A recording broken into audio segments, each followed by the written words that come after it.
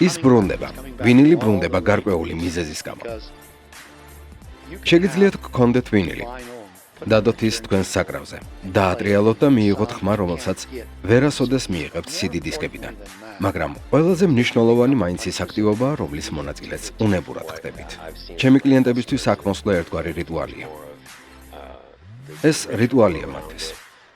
ზოგადად გართობა და საყიდლებზე სიარული გაცილებით სახალისოა, ვიდრე უბრალოდ ონლაინში ყოფნა და ღილაკზე თითის დაჭერა. მეგობრებთან ერთად მაღაზიაში წასვლა ფილმამდე ან სადილის შემდეგ, რომელიც პროცესის და რიტუალის ნაწილი ხდება და არა უბრალოდ ვებგვერდზე ყოფნა და ღილაკზე თითის დაჭერა. მთელი კაიფი ალბომის ფიზიკურად ნახვაა, მასთან შეხება, ხელში დაჭერა და კონვერტიდან ამოღება, რათა მოისმინა. ასევე სახალისოა, როდესაც მიდიხარ მაღაზიაში, ხედავ უამრავ მეორად ვინილს და აღმოაჩენ, რომ იქ უამრავი ალბომია, რომელიც არასდროს მოგისმენია. შემდეგ დებ საკრავზე, უსმენ და ფიქრობ, ეს დიდებულია, რომ კიდევ ერთი არტისტი აღმოაჩინე, რომელიც საკმარისად კარგი და უბრალოდ მივიწყებულია. ფიქრობ, ეს სწორედ ის არის, რაც ციფრულ სამყაროს არ გააჩნია. საქმე მხოლოდ სიმღერაში არ არის. საქმე პროცესშია. ფირფიტის ყიდვა, გახსნა, საკრავზე დადება, კომფორტულად დაჯდომა და მუსიკით სიამოვნების მიღება. მისი ხელში დაჭერის შესაძლებლობა სუნის შეგრძნება. როდესაც მას ფიზიკურად გრძნობ და შემდეგ მთელი რიტუალი ჩატარება. საკრავზე დადება, ნემსის ფირფიტაზე დაშვება. შემდეგ გამოდიხარ უკან, უსმენ და 22 წუთის შემდეგ ისევ საკრავთან ბრუნდები. მეორე გვერდს ვდებ და იგივე საკეთებ. ეს ერთგვარი შეგრძნებაა. როდესაც შეგიძლია დაიჭირო და გახსნა, გადაშალო და დაათვალიერო. შემდეგ საკრავზე დადებთ და იქ უკვე სხვა გამოცდილებას იძენთ. იღებთ უმაღლესი ხარისხის ხმას. ვინილს იღებ კონვერტიდან. კითხულობ კონვერტზე დატანილ წარწერებს, ხედავ მთავარ ფოტოს და შენ მონაწილეობ პროცესში. ეს სახალისოა და სიამოვნებას იღებ. მიდიხარ სახლში და იწყებ რიტუალს. დებ ფირფიტას და უსმენ.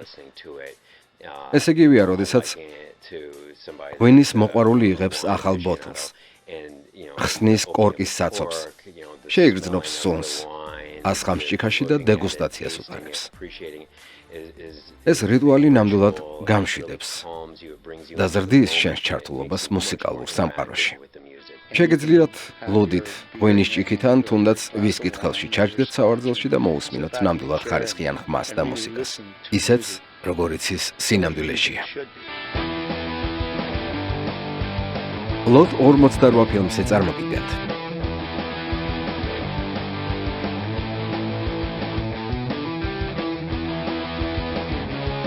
არონ და ანჯელა ბელის ფილმს.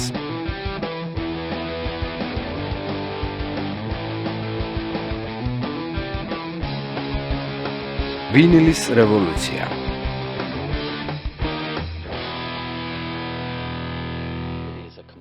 ტორონტო. ეს რადიკალურად განსხვავებული სამყაროა წინათაობისგან განსხვავებით. გრეჰემ ჰენდერსონი, Music Canada. თუ გაიხსენებთ, ბოლო 20 წელიწადს ხალხი მუსიკას სხვადასხვა საშუალებით უსმენდა.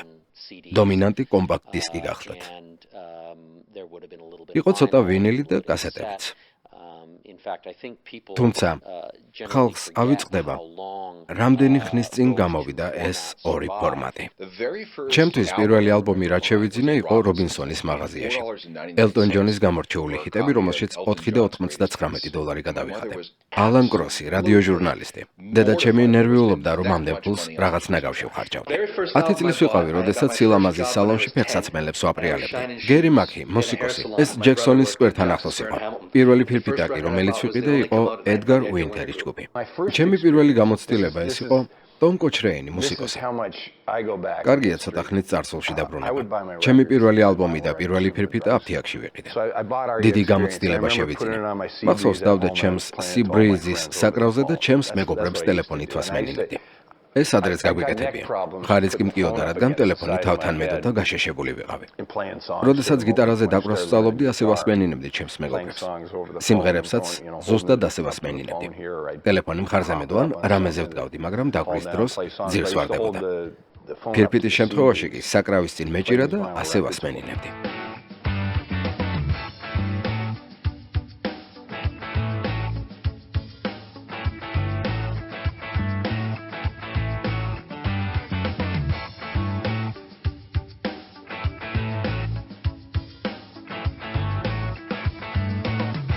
70-იანებში ამ მხრივ ძალიან გვიჭირდა. მხოლოდ ორი არჩევანი გვქონდა: 12-ინჩიანი ალბომი ან 7-ინჩიანი სინგლი. ასე ვიღებდით მუსიკას.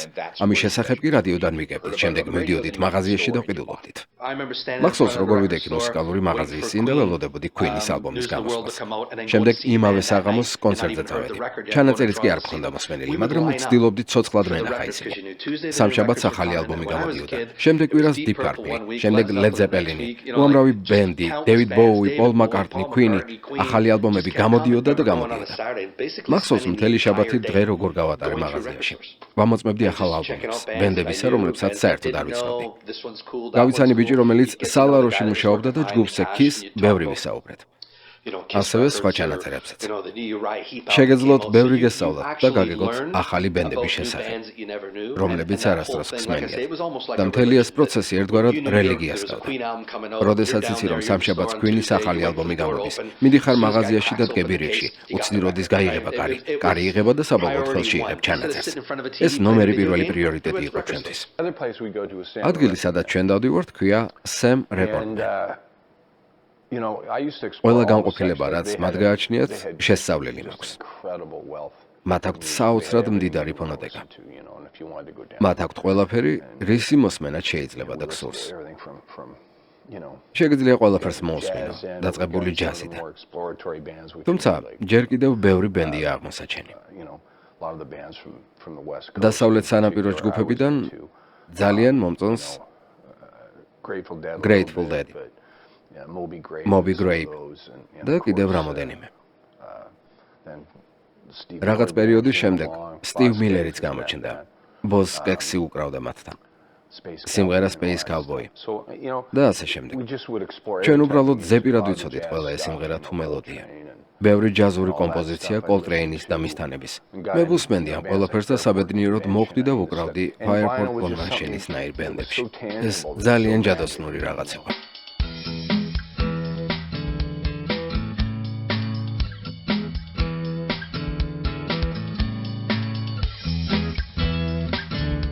ჩვენი მაღაზია 1979 წლის მაისში გაიხსნა. იმ დროისთვის Sam Recordman-ის ქსელს ასობით მაღაზია აერთიანებდა, რომელიც კანადის მელომანების 30%-ს აკმაყოფილებდა. ასე რომ ჩვენ ერთი დიდი ჯაჭვის ნაწილი ვიყავით. საკულტო ჯაჭვის ნაწილი და ეს 30 წლის ასაკის ყველა ადამიანმა იცოდა. კარგი ეკონომიკური სიტუაცია იყო, ხალხი მეტყველს გამოიმუშავებდა. ისინი ბედნიერები იყვნენ და სურდათ ეს ფიზიკურადაც შეეღწვა. ვინილის ფირფიტები კი ამ ყველაფრის მეფე იყო, განსაკუთრებით 80-იანებში.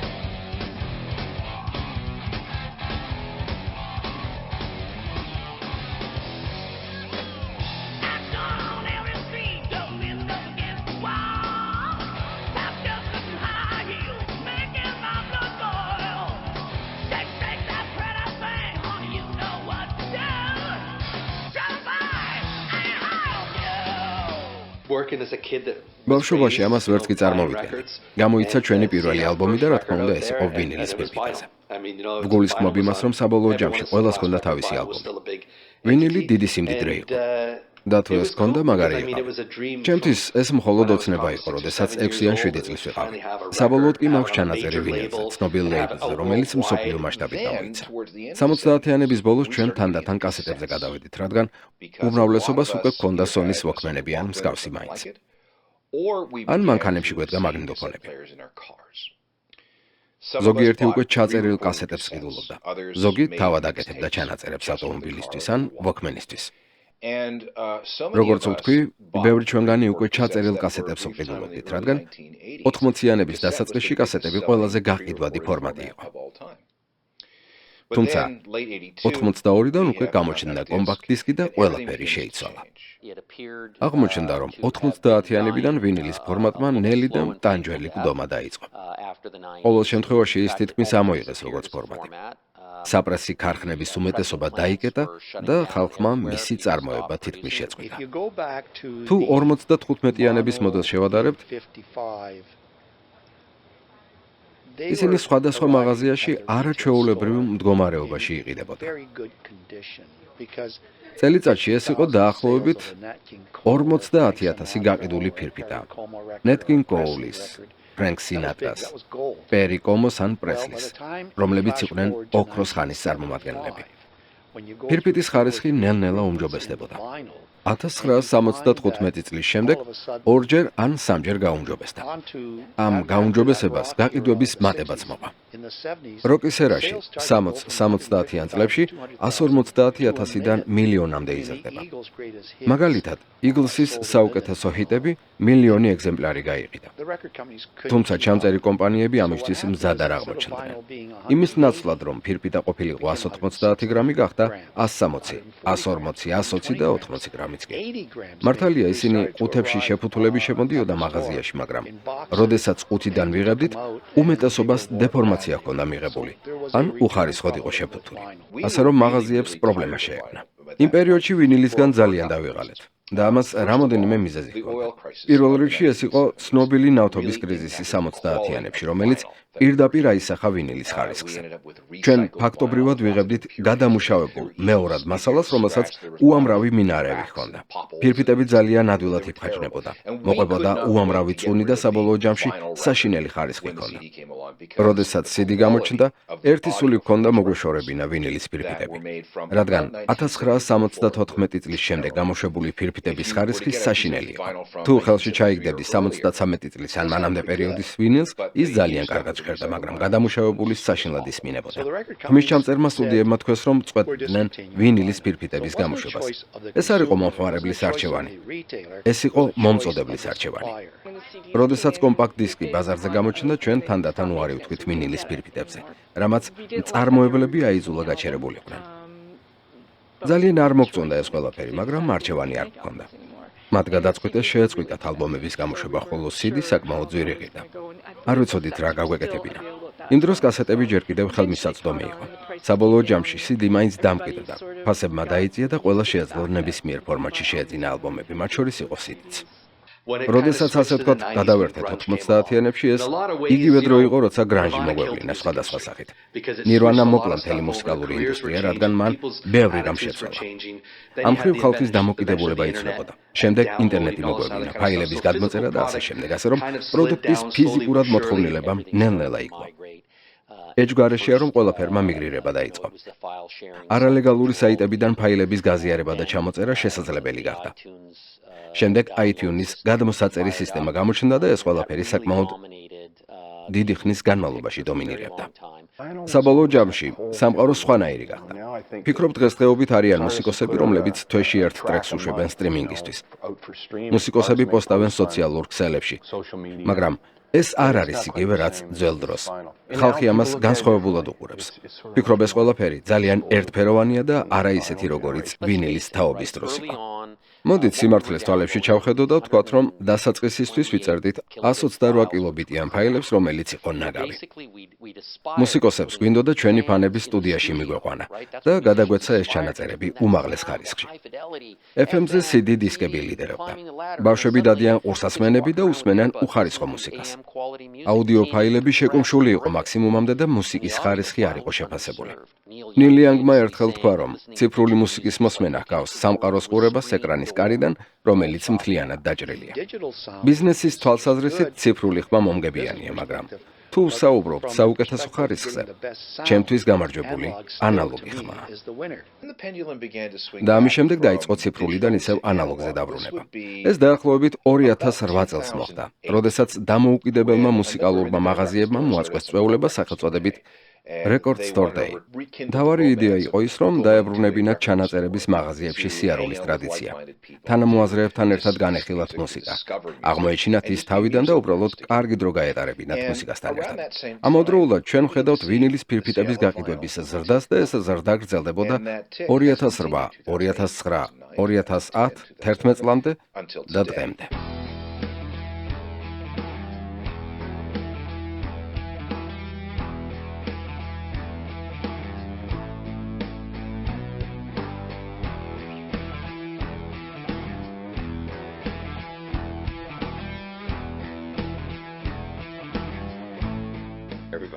ყველა ნელ-ნელა გადიოდა ამ ბიზნესიდან მთელი მსოფლიოს მასშტაბით.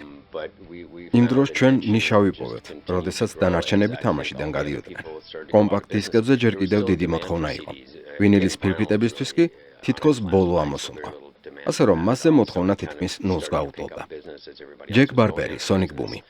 ჩვენ შევინარჩუნეთ პულსი, მაშინ როდესაც ბევრი მაღაზია დაიკეტა და ამან გაგვატანინა თავი დაახლოებით 8 ან მეტი წელი.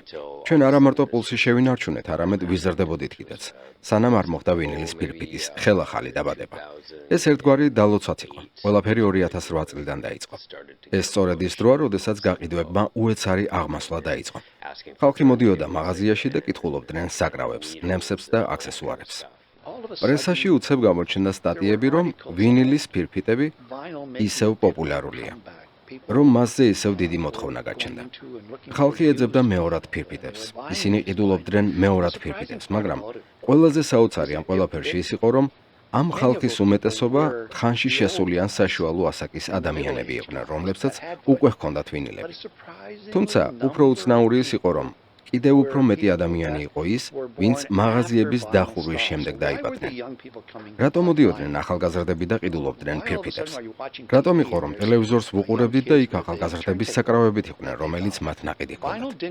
ვინილი არსად გამქრალა. რაღაც პერიოდი საცალო ვაჭრობას არ უნდოდა გაეყიდა ის, ან ყიდველს არ უნდა დაეყიდა. ამიტომაც ბრუნდება ის უკან. მე მიყვარს ვინილი და ვიცი, რომ არის ათასობით ადამიანი, რომლებსაც ასევე უყვართ ვინილი.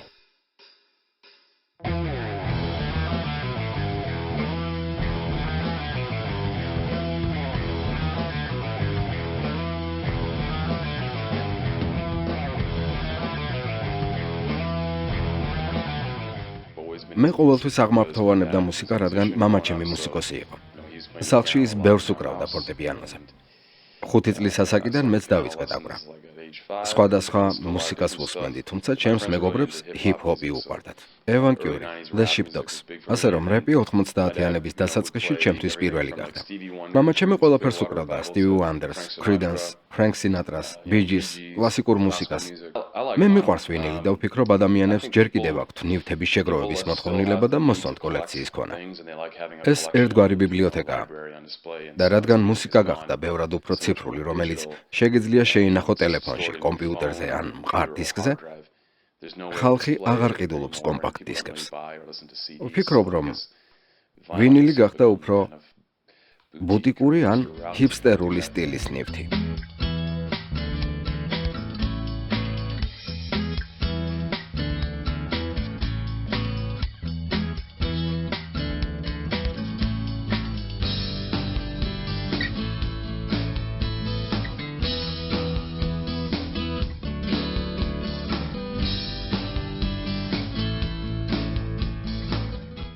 როგორც ჩანს, ნიუ-იორკის მსგავსად, ტორონტოც გვევლინება ვინილის აღორძინების ლიდერად. ამ ქალაქს ძალიან აქტიური მუსიკალური და შემოქმედებითი სცენა გააჩნია. მის გარშემო არის უამრავი მოედანი, სადაც თავისუფლად შეუძლიათ ჯგუფებს გამოსვლა. ბევრი ჯგუფია, რომლებიც მოდიან და უკრავენ. ხალხი ასევე მოდის, რათა თავისი ჯგუფი შექმნას. ამ წლების განმავლობაში ჩვენს მაღაზიაშიც უამრავმა ჯგუფმა დაუკრა, როგორც სხვა ქვეყნიდან, ისე ადგილობრივებმა. ისინი მოდიან. ჩვენ კი ვცდილობთ, რომ მხარი დავუჭიროთ. ძალიან ბედნიერი ვიყავი მისი დაბრუნებით. ჰოლი დასტინი, Sam the Record Man. ვფიქრობ, რომ ვინილს გააჩნია მეტი ინდივიდუალიზმი. აქვს უფრო თბილი ხმა. გრაფიკულად უფრო დახვეწილია. კონვერტზე კი წარწერები აქვს.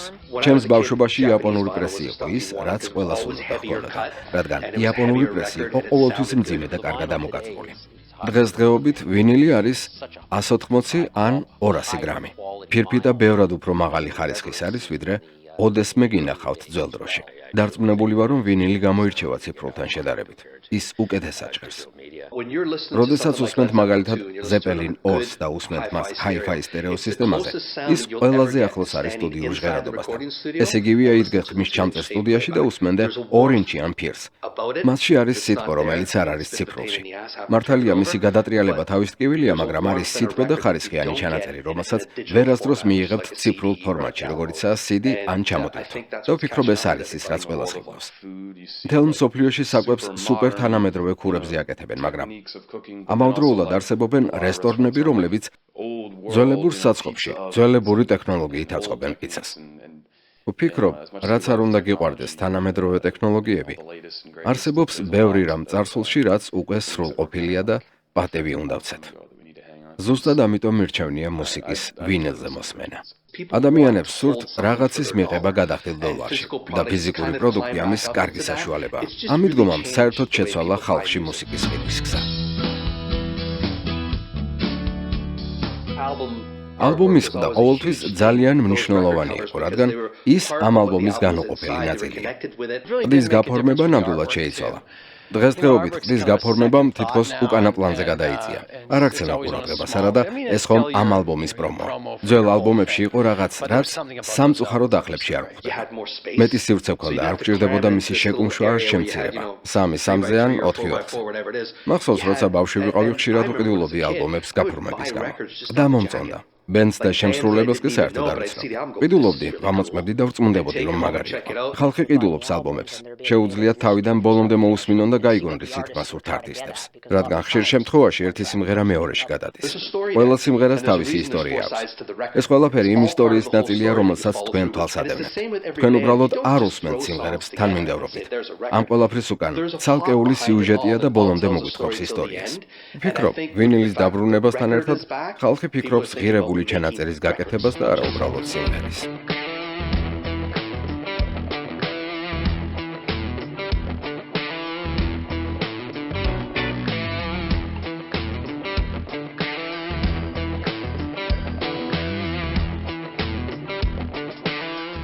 მუსიკალური მშობლები მყავდა. ასევე მყავს მუსიკალური დედმამიშვილები. გვქონდა ასაკობრივი სხვაობა. ჩემს ძმარობის მოჰქონდა Cream, Hendrixi, Carlos Santana ჩანაწერები. ჩემ მშობლებს მოჰქონდათ Staple Singers. ისინი უსმენდნენ Odetas, Pete Seegers, რაც იმას ნიშნავს, რომ უსმენდით სხვადასხვა მუსიკას. Folks, Bluegrass, ასევე Supremes. სახლში მუდამ რაღაც იყო ჩართული. ასე რომ მე გავიზარდე სხვადასხვა ჟანრის მუსიკაზე, რომელიც მუდმივად ჩართული იყო სტერეოზე, ვახშმის დროსაც კი.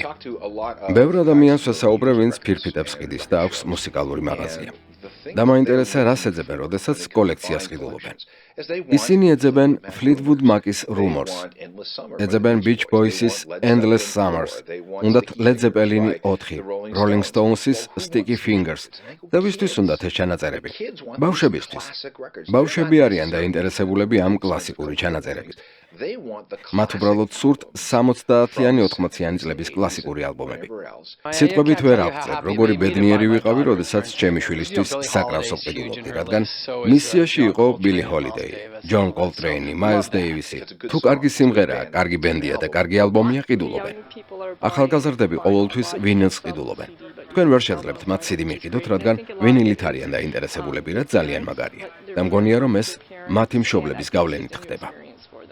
ადრე ბავშვები მარტო მოდიოდნენ. ახლა უმეტესობა მშობლებთან ერთად მოდის, რადგან მათ აქვთ ეს ურთიერთობა.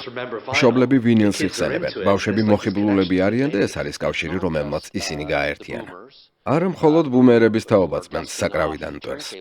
ეს მათი შვილებიც არიან. არის მთელი რიგი ახალგაზრდებისა, რომლებიც ირჩევენ ვინილს.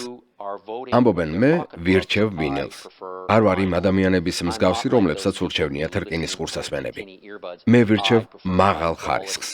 ბავშვები ძალიან არიან დაინტერესებულები. შემდეგ მშობლები ფიქრობენ, რომ მაგალითად სალი დაინტერესებულია ფირფიტებით და ითხოვს ჩემს კოლექციას. იქნებ მეც თავიდან მომესმინა. ასე რომ ისინი ინტერესდებიან და ეს ძალიან საინტერესო გამოცდილებაა თაობებს შორის კავშირისა. ენდრიუ კოპელი, Cops Records. მაგალითად, მე არასდროს ყოფილი ვარ ასე ახლოს მამაჩემთან და ჩემ ძმასთან, როგორც ახლა. ჩვენ შეგვიძლია საათობით განვიხილოთ ჩანაწერები. შეგვიძლია განვიხილოთ უცნაური ლეიბლები, განვიხილოთ ასევე იშვიათი შემსრულებლები. ასე მუსიკამ დაგვაახლოვა. არიან ადამიანები, რომლებიც ყიდულობენ ფირფიტებს და არ აქვთ საკრავი. ვინილები ხშირად იყიდება ჩამოსატვირთი ფაილით ან სერტიფიკატით. ან Spotify-ის კოდით, ან რაღაც მსგავსით. ყველა ვარიანტში იღებთ ციფრულ წვდომას მასზე. მაგრამ თქვენ ასევე იღებთ საკოლექციო ეგზემპლარს, გაფორმებას, ნოტებს, სიმღერის ტექსტებს. ყველაფერი ერთად არის თავმოყრილი და ეს შესანიშნავი გამოცდილებაა. უმეტესობა ამ ადამიანებისა დაბადებულებიც არ იყვნენ, როდესაც ჩვენ ვინილის ფირფიტებს ვუბეჭდავდით. ახალგაზრდა ბენდებსაც, ვინც აპირებს ვინილის გამოშვებას, ურჩევ, რომ ალბომში ჩამოსატვირთი ბარათით ჩადოს. გასულ წელს უამრავი საკრავი გავყიდეთ. ხალხი ახლა იწყებს ამ არაჩვეულებრივ მოგზაურობას ვინილის სამყაროში. ასე რომ არის ბევრი ადამიანი, რომელიც თავისი გზის დასაწყისშია. გზის, რომელიც იქნება ძალიან გრძელი და არ გაჩერდება მანამ, სანამ არ მიაღწევს თავის მიზანს. მუსიკა არასდროს ყოფილა ასეთი ღირებული. არასდროს ყოფილა ასეთი პოპულარული. არასდროს ყოფილა მოხმარებული იმ დონეზე, როგორც დღეს მოიხმარენ მთელ მსოფლიოში. როდესაც მივდივართ ქუჩაში, აქ, იაპონიაში ან თუნდაც ლონდონში, თითქმის ყველას ყურსასმენი უკეთია. დღეს იმაზე მეტი ადამიანი უსმენს მუსიკას, ვიდრე ესოდეს მე მომხდარა ისტორიაში. პრობლემა იმაშია, რომ მთელი ეს თანხა არ მოედინება ჩვენთან. ის არ ხვდება არც ხმის ჩამწერ სტუდიებში, არც აგენტებთან, არც მენეჯერებთან და არც პრომოუტერებთან. და რაც მთავარია, ამ ყველაფრის შემქმნელები რჩებიან სხვა მხარეს. და ამიტომაც აშკარაა, რომ ეს პრობლემა უნდა მოგვარდეს. ვინილი გადარჩება, მაგრამ უნდა გვახსოვდეს, რომ ბაზრისთვის ეს არის ძალიან პატარა ნიშა. მათ არ აქვს სწრაფად წარმოების უნარი. მისი წარმოება სპეციფიკურია. მაგრამ თქვენ ყოველთვის შეგიძლიათ გყავდეთ ძალიან ძლიერი და თავდადებული აუდიტორია. ბევრი ძველი ჯგუფი და შემსრულებელი, მაგალითად Pink Floyd-ი ვინილზე ბრუნდება. პრობლემა იმაშია, რომ ჩვენ ვაწარმოებთ მას და შემდეგ რამოდენიმე დღეში ვყიდით. იმისთვის, რომ მარაგი შეივსოს, დაახლოებით 6 თვეა საჭირო.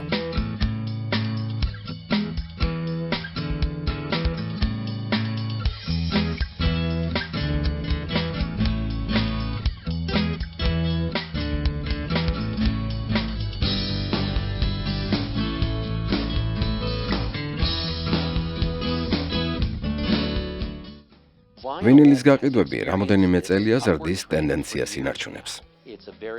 ეს არის უმაღლესი ხარისხის პროდუქტი არაჩვეულებრივი ხმით, რომელსაც მოყვება ნოტები და ყველაფერი ის, რაც ხალხს მოსწონს. ხალხმა ხელახლა აღმოაჩინა, რომ მსგავსი აქტივობა არის ძალიან სახალისო და საოცარი. ყველა სხვა მუსიკა არის გადაყრილი ნივთებივით. უსმენ და გადააგდებ.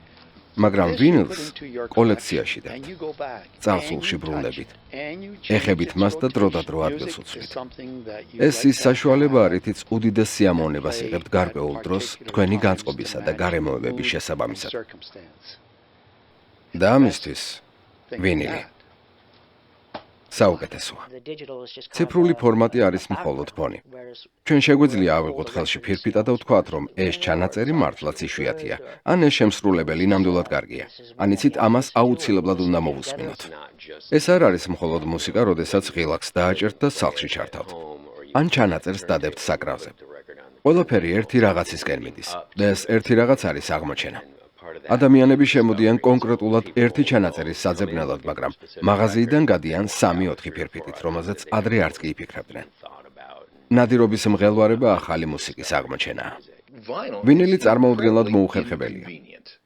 ის მოითხოვს სპეციალურ აღჭურვილობას, რომლის სხვა ადგილზე გადატანა პრობლემას წარმოადგენს. ფეხზე უნდა იდგე და ისე უსმინოთ. დიდ ადგილს იკავებს. ფრთხილად უნდა იყოთ მასთან, რათა თავიდან აისილოთ ნაკაწრებიან დაზიანებები. ბევრი ადამიანი ხედავს თუ როგორ მიყვარს მუსიკა. მე იმდენად მიყვარს მუსიკა, რომ მზად ვარ შევეგუო ყველა ამ უხერხულობას, რადგან ღირს. ეს იგივეა, რაც მაგალითად, შეგიძლიათ სახლში უყუროთ ფილმს სტრიმინგ არხზე ან DVD-ზე. მაგრამ თქვენი გზი ხართ. დრო და დრო იღებთ ტელეფონს ან საუბრობთ და ყურადღება გეფანტებათ. მაგიდას სმენთან მიდიხართ ლეპტოპთან. თუ კინოში ხარ, გზი ხარ. თიშავ ტელეფონს და უბრალოდ ბოლომდე ჩართული ხარ ფილმში. ფიქრობ, ეს ძალიან სასიამოვნო გამოცდილებაა. იგივეა ჩანაწერებთან დაკავშირებით. თქვენ დებთ ჩანაწერს საკრავზე და აიძულებთ საკუთარ თავს მოусმინოთ მთელ გვერდს, რასაც ბევრი სასიამოვნო შემთხვევითი აღმოჩენა მოყვება. თქვენ უბრალოდ არ უსმენთ სინგლს. შეიძლება მოისმინოთ ის, რის მოსმენასაც უბრალოდ არ ელოდით. და ვფიქრობ, რომ ეს მართლაც სასიამოვნოა. არის მუსიკა, რომელსაც ყიდულობთ iTunes-ზე. არის მუსიკა, რომელსაც იღებთ CD-ზე. და არსებობს ვინილი. ჩემთვის ვინილს განსაკუთრებული ადგილი უკავია. მუსიკა ძალიან პირადი და ინტიმურია და ვფიქრობ, ვინილი ხდის მას განსაკუთრებულს.